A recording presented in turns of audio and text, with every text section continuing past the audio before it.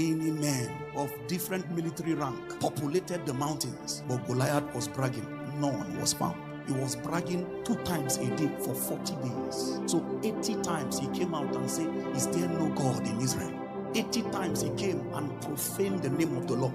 All the soldiers, no matter how decked they are, no matter the tool of war they were holding, nobody could show up for 40 days. 40 days, non-stop, morning and evening. I don't know the military school that was available during that time, but I believe everybody who were enlisted had some background for warfare, background for engagement. But a man who would command deliverance over them did not go through that institution. He came from the backside of the wilderness. He came from all kinds of hardship. He came from all kinds of dangers that his life has experienced, and God delivered him from them all. Do you know the vexation that was in David's heart? He says, who is this uncircumcised Philistine? For David, it was not about military intelligence. It was about a clash of altars. Do you remember the dictate of that warfare? That when Goliath was charging against David, the Bible says he first cursed David in the name of his God. Goliath is not just a man of war.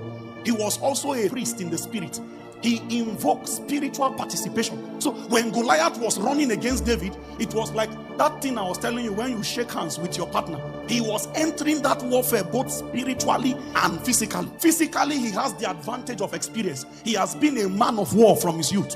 But a teenager will come from the backside of the wilderness, having no experience in war. He too knew something. He says, you come before me with spears. He says, but I come to you in the name of the Lord of hosts. You know what he described?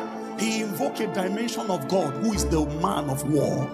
That Lord of hosts means he is the owner of victory in war. Any warfare that will be won, if he sits on it, the host of heaven was willed to this guy. When he was running against Goliath, it was not a teenager anymore. It is the God of Israel. The shout of a king was going before him because he learned how to entreat the favor of a realm. Look at something about spiritual intelligence. Using physical metrics alone, Goliath has an advantage.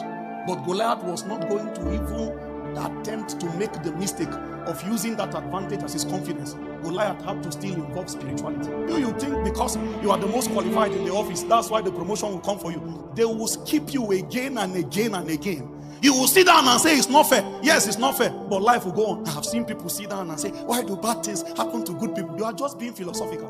Be violent, so be brutal. Be brutal.